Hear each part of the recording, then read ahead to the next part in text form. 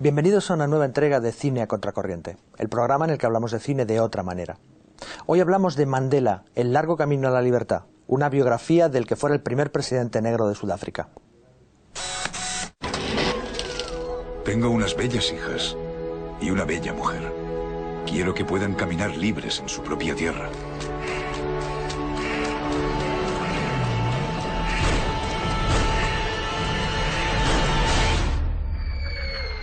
Pero no tenemos derechos. Hay veces en las que solo hay dos opciones: rendirse. ¡Este es el último aviso!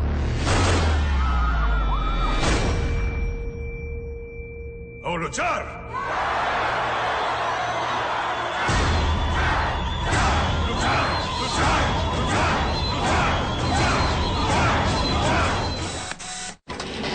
Pues para hablar de esta película contamos hoy con nosotros con Lázaro Bustince, nada menos que 35 años trabajando en África, en Uganda, sí, y ahora director de la Fundación Sur, y con Gerardo González Calvo, ex redactor jefe de la revista Mundo Negro y escritor de libros sobre el continente africano. Sí. Muchísimas gracias por estar con nosotros, es un verdadero placer teneros aquí. Encantado.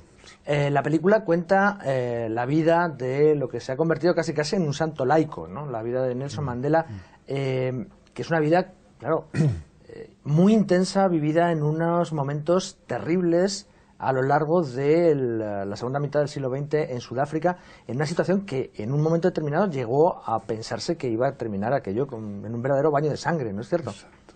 Sí. Porque había una tensión tremenda durante todos aquellos años del apartheid y las terribles consecuencias de aquella política tan tremenda, que además tuvo ecos en el resto de África, ¿no? Exacto, sí.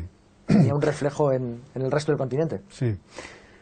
Yo creo que estamos ante una persona extraordinaria entre los grandes líderes que ha habido en África, como pues Nyerere, Senghor, Nkrumah, pero Nelson Mandela es de una madurez humana y de una visión y madurez política extraordinarias. Estamos ante una persona que es un modelo para todos los líderes, precisamente ahora que hay tal problema de gobernanza en África y en el mundo. Una persona como Nelson Mandela es una inspiración constante para todos los líderes del mundo. Bueno, hay tantas cosas que se pueden hablar pero para mí, desde que ya en el año 64 fue condenado primero a muerte y luego a cadena perpetua en la isla de Rúben, con el famoso número 46664, y ya se que convirtió en legendario. Exacto. Y al mismo tiempo que trabajaba en las canteras de cal, el tío hizo la licenciatura en Derecho en la Universidad de Londres. Y luego toda la madurez que desarrolló y la visión política, la integración primero personal y luego hacia los demás, hacia la sociedad, ha sido una inspiración y sigue siendo, y para mí será siempre. Luego ya, claro, cuando fue liberado en el 90 por de Klerk, y en el 93 consiguieron el premio Nobel de la Paz, y luego para ser en el 1994, el primer presidente negro elegido. Pero aparte de esos hechos históricos, es, como decía, su madurez. Un tío que supo trabajar y comprometerse, pero de por vida, con pasión por el bien común. Que decía, yo he acariciado el ideal de una sociedad democrática y libre, donde todos puedan vivir con dignidad, con igual de oportunidades, y que lo vivió y se comprometió por ello, a integrar a todos, cuando recibía críticas de derecha y de izquierda. Esa creencia en el bien, en la bondad del ser humano, esa capacidad de integración, son extraordinarias, y yo creo que podremos mirar un poquito a esas facetas, porque es una persona que tiene mucho que decirnos.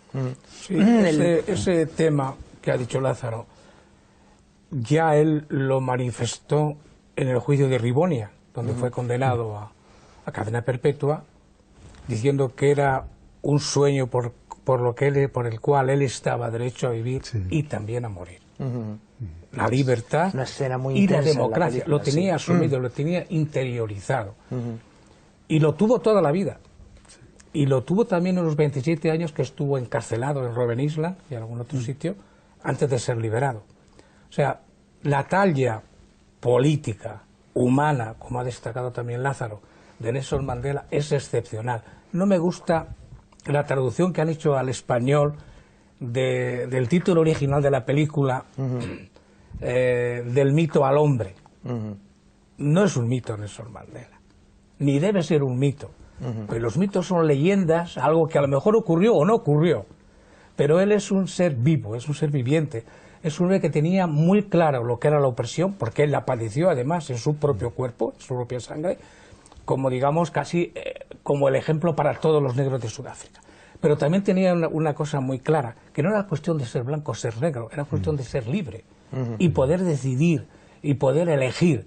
Y por eso estaba dispuesto a vivir encarcelado y por eso estaba dispuesto también a morir. Y afortunadamente llegó un momento en el cual los propios sudafricanos blancos vieron que era inviable ya el apartheid, incluso desde el punto de vista económico. Que Sudáfrica es una gran potencia económica y tenía de alguna manera las puertas cerradas a la expansión económica debido al apartheid. Yo recuerdo el presidente anterior a de Klerk, me parece que era Botha, Pieter Botha, el presidente anterior, que tildaba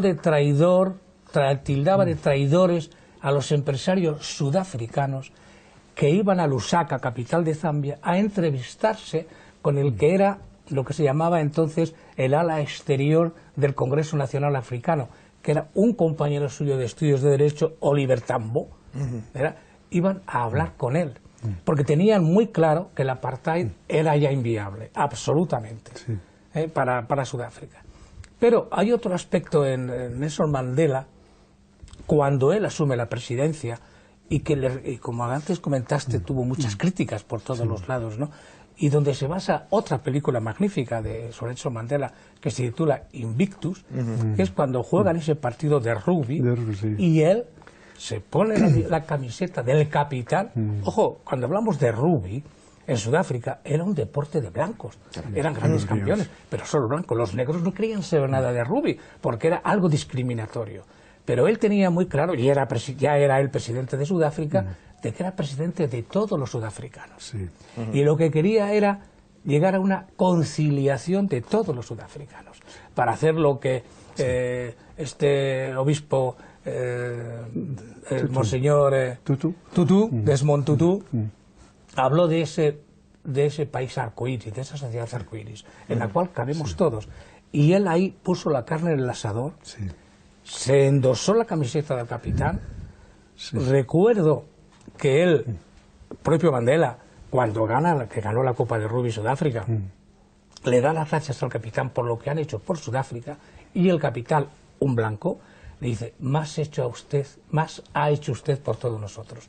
Ese es, digamos, lo grande de Nelson Mandela. Es curioso que Sudáfrica tiene algo, ¿no? Porque también Gandhi inició su camino en Sudáfrica, es decir, esta idea de la no violencia, de no enfrentarse, digamos, a un poder armado superior, sino con las armas, sino de otra manera. La fuerza de la razón. Efectivamente. De la no violencia, de la razón. La razón y el valor, por supuesto. De hecho, se inspiró en Gandhi, Nelson Mandela.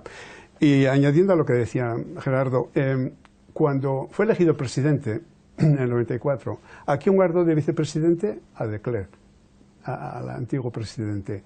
Es decir, en todo momento él se mojó por la integración, y como con el equipo de rugby.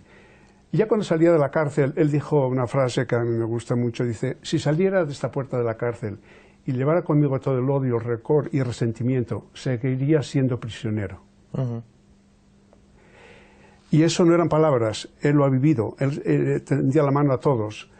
Y él decía: yo sé mejor que nadie que hay que liberar al opresor y al oprimido. Los dos han fallado en la humanidad, son presos de la inhumanidad, el opresor y el oprimido. Hay que liberar a los dos.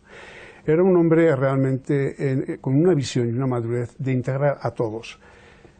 Ya podían muchos líderes de hoy día inspirarse en esa madurez política. Aparte de que no era solamente por integrar a todos, es porque necesitaba a todos para levantar al país. Y porque lo que le interesaba era la dignidad de todos, la igualdad de todos, es decir, el bien común. Ese fue su objetivo y decía, tenemos la prioridad primera internacional es superar la pobreza, que haya igualdad de oportunidades para todos. Es ese compromiso tan entero y tan íntegro que realmente ha abierto puertas a todos los líderes de hoy día. Lo que pasa es que no es fácil seguir la estela de Mandela, incluso dentro del Congreso Nacional Africano, ¿no? Sí. Ha habido ahora, son 20 años ahora, cuando fue elegido presidente Mandela, y ha habido unas elecciones ahora donde ha sido reelegido alguien del Congreso Nacional Africano, Jacob Zuma, que está a años luz. Digo, desde su integridad personal a años luz de lo que era Mandela. Ojalá hubiera habido en África entera personajes de la talla de Mandela, o, como bien sugirió antes Lázaro, de un Julius Nyerere en Tanzania, de un Léopold Sédar Senghor en Senegal. Otro gallo hubiera cantado probablemente a África desde las independencias de los años 60 hasta hoy. A África le han faltado líderes comprometidos realmente con su pueblo. Lucharon bastante bien en la época contra la colonización, no cabe ninguna duda, pero una vez llegados al poder se apoltronaron y siguen apoltronados como presidentes vitalicios. Él no quiso ser reelegido, Nelson Mandela, estuvo 4 años, no quiso ser reelegido. No hubiera habido nunca ningún problema para haber sido presidente vitalicio sin proclamarse, ¿no? Y entonces se apoltraron un poco en el poder, que es lo que ha perjudicado mucho a África. Porque África es un continente, como Sudáfrica es un gran país, rico, con muchos recursos, con gente muy bien preparada. En Sudáfrica se hizo el primer trasplante de corazón en el mundo. Exacto. O sea, quiero decir, no es que sea cualquier cosa Sudáfrica, ¿no? Y ese sentido de grandeza del país lo tenía muy asumido él, pero partiendo del compromiso, como decía Lázaro, de un compromiso personal de dignidad consigo mismo, y todo eso saber comunicarlo a los demás, que no hubiera ni un rencor. No solamente un compromiso, sino también una de las cosas que destaca mucho la película es el precio personal que tuvo que pagar. Vamos a ver una escena que lo demuestra.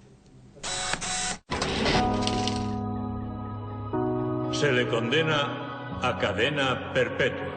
The sea wants to kiss the golden shore. The sunlight warms your... Pues como puede verse en esta escena, efectivamente Mandela tuvo que pagar un precio personal, el precio de su matrimonio, dado que en un momento determinado, después de su liberación,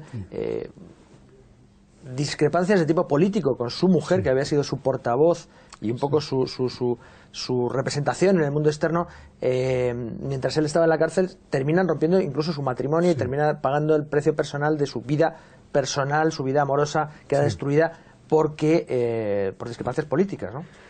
Exacto. Él mismo lo dice, encontró muy difícil compaginar sus deberes con la familia y su cariño con la dedicación a la familia y su dedicación al país.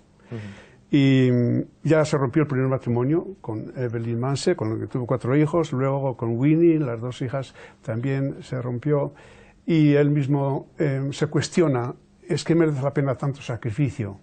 ¿Es que he tomado la buena decisión? Y por fin concluye, bueno, no solamente es mi familia la que sufre en esta situación de apartheid, son millones y millones de personas los que están sufriendo, entonces creo que he tomado la decisión correcta, de dedicarme al país, sabiendo que no ha sido justo, si quieres, con la familia. Y es algo de admirar, que tuvo que elegir, y bueno, pues sabe muy bien, ha intentado escribir a su mujer, a Winnie, desde la cárcel, pero no se ha mantenido la relación, y sin embargo ha elegido y se ha dedicado a su elección. Es una ruptura muy simbólica, sí, además. Ese fue el problema del primer matrimonio, con Evelyn. O sea, era cuestión de... Ella, lógicamente, quería un Nelson Mandela para ella, pero Nelson Mandela tenía una visión mucho más amplia de cuál era su cometido, que era un poco dedicarse a todo el país. Ella eso no lo podía soportar y ahí rompió el primer matrimonio. Winnie Mandela era una gran luchadora, Y llega un momento en el cual también Winnie Mandela va a ser un obstáculo para él, por la cuestión digamos, de tendencias políticas. O sea, por Winnie Mandela probablemente era más extremista, era una persona que igual, bueno, pues todos los blancos los arrojamos al mar, mientras que él no, porque quería ir a Sudáfrica donde todos pudieran estar, donde todos pudieran tener cabida. Y él de eso estaba absolutamente convencido, por encima de raza, por encima de pueblo, por encima de cultura, por encima, y menos todavía, por una pigmentación más o menos elevada de la piel. Él tenía muy claro lo que debe ser un estadista, un político dedicado a un país. Y eso lo llevó hasta las últimas consecuencias.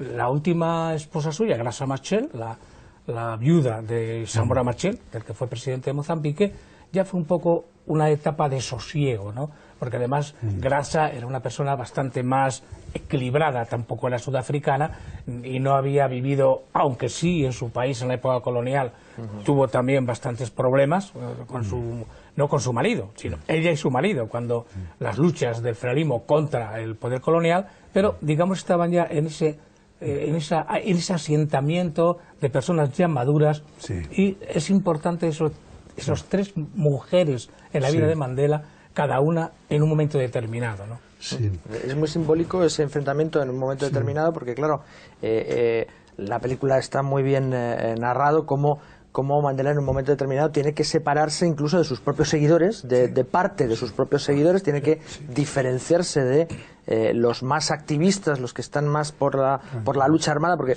él estuvo por la lucha armada, pero luego, digamos, dio marcha atrás en ese aspecto, y tiene que separarse de aquellos que todavía abogaban por una solución que pasase por digamos, de la supremacía blanca a la supremacía negra, y él se distancia de esa solución en un momento determinado, incluso separándose de su la propia dirección de su partido, ¿no?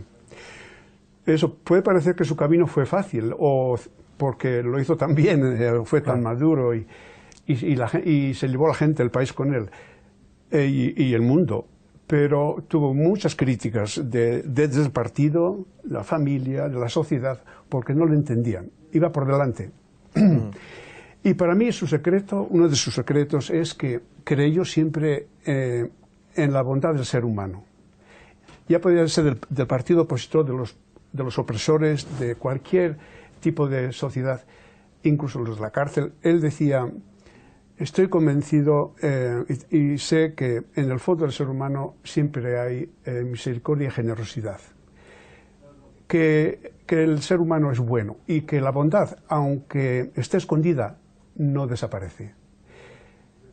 Ese creer en el ser humano le dio una capacidad de integrar a todo el mundo, aunque le criticaran. En el partido, o en el país, o en la familia. Y para mí es realmente una de sus aportaciones muy importantes. Creer en el ser humano, sea del partido que sea del color, de la generación que sea. Sí, y eso además es importante desde el punto de vista de liberar al opresor. También. Porque el opresor blanco, descendiente de los Boer, sobre todo, la rama esa más dura, ¿no?, de los blancos sudafricanos, de alguna manera les ha quitado, les ha liberado de ese peso de la opresión que estaban ejerciendo como personas, como seres humanos, como políticos, que era ya absolutamente, no solo que fuera inviable económicamente, sino que era una auténtica aberración, una institucionalización del apartheid, de segregar a las personas por razón de su piel, de su origen. Por el tono de piel, porque había diferentes categorías. Eso era el pretexto. Lo importante era para ellos apropiarse de las mejores tierras del país y de las mejores minas y de las mejores industrias y tal. Siempre se busca algún pretexto para pisotear a otro.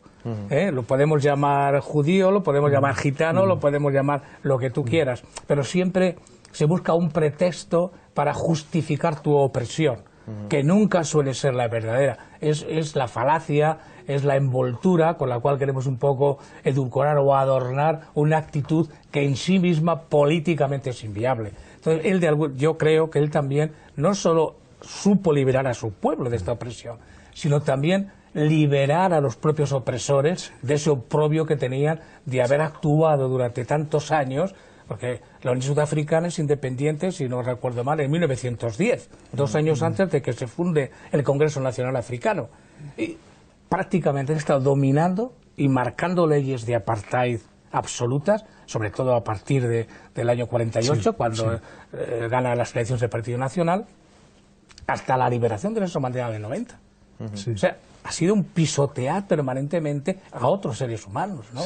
Y ahí también, que comentabas muy bien, Pepe, lo de la presencia de Gandhi en Sudáfrica, que es donde él empieza a fraguar la idea de la no violencia, oponiéndose a esa opresión que tenían también los indios, que no eran ciudadanos de primera categoría, y donde se inspira el Congreso Nacional Africano, sobre todo en la época de Lutuli, para llevar adelante una lucha no violenta, pero no por eso deja de ser una lucha. No, bueno, y si llama la atención la misericordia, digamos, la capacidad de empatía y de perdón de Mandela, también hay otro aspecto que la película destaca mucho y que también llama mucho la atención. Vamos a verlo. El mundo entero se va a movilizar. Liberar a Nelson Mandela. Así es como empieza.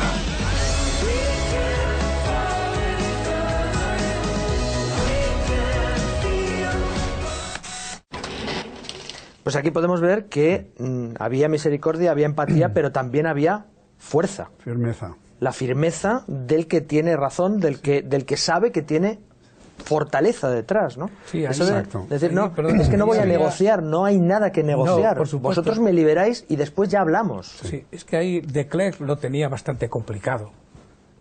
O sea, de Klerk probablemente él, en su foro interno, eso lo tenía muy claro. Pero él también era el presidente del Partido Nacional y tenía que justificar le obligarían a ver cómo pactas o negocias con Nelson Mandela su salida de la cárcel. Ahora, lo bueno es que se enfrentó a un personaje que tenía las ideas muy claras de lo que es la libertad incondicional.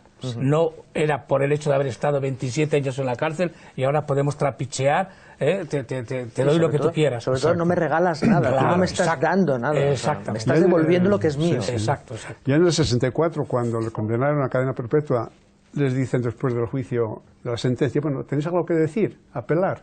No apelamos nada. Y se fueron a la cárcel. Al salir lo mismo, o sea, querían negociar y incondicional.